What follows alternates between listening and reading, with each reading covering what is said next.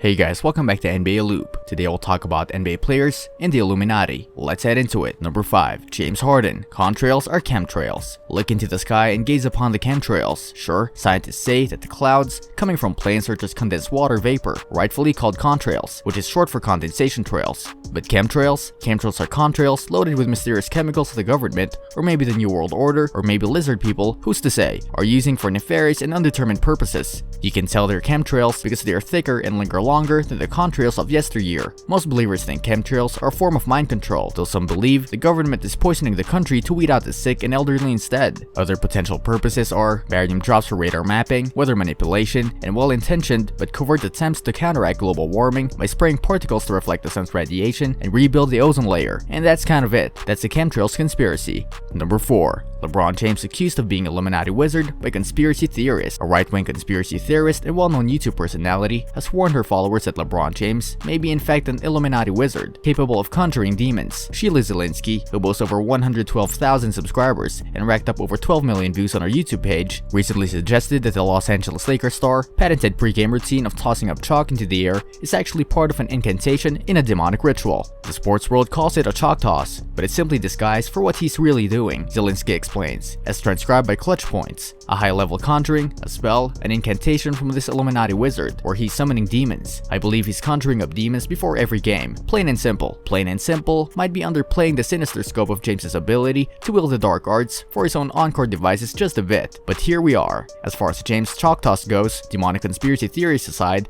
the pre-game ritual became part and parcel of James's routine during his first stint with the Cleveland Cavaliers, though he did execute the move sporadically during his time with the Miami Heat and upon his return to the Cavs. Interestingly, James hinted at bringing the chalk toss back ahead of the 2019-2020 season, operating under the incredibly sane assumption that James is indeed not an Illuminati wizard. Number 3. Kawhi Leonard.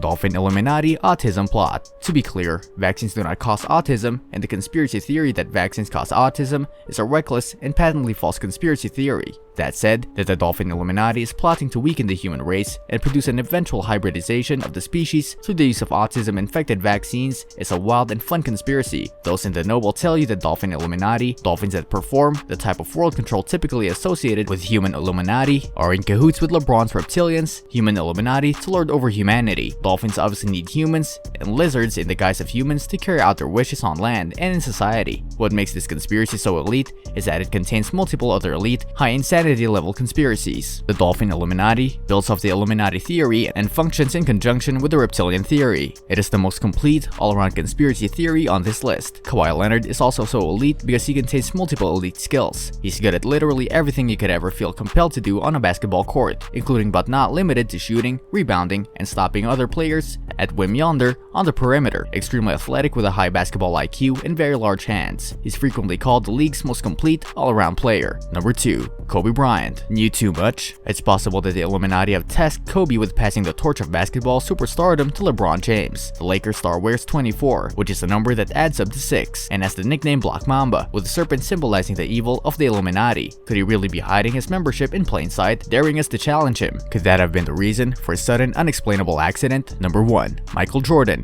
Getting punished? The basketball superstar has never directly been accused of Illuminati membership, but there is a large amount of circumstantial evidence, including a number of conspiracy theories surrounding him. Particularly of interest is that he retired from basketball in 1994, only to return less than 2 years later. Was this a punishment from the Illuminati for some perceived transgression? Michael Jordan's flu game was actually a successful attempt to poison him. Before Game 5 in Salt Lake City, Utah in June of 1997, the hotel where the Bulls were staying stopped serving room service at 9 p.m. Since NBA players keep odd hours, hoping to peak physically around 8 or 9 at night for games, MJ got hungry. I said, hey, the only thing I could find is a pizza place. Grover recounted. Jordan said, alright, order pizza. We had been there for a while, so everybody knows that hotel. I mean, Park City didn't have many hotels back then. Everybody kind of knew where we were staying. So we order a pizza. They come to deliver it. 5 guys come to deliver the pizza. Grover pondered. I take the pizza and I tell them, I said, I just got a bad feeling about this. Out of everybody in the room, he was the only one that ate. Nobody else. Then 2 o'clock in the morning, I get a call to my room. I come to the room.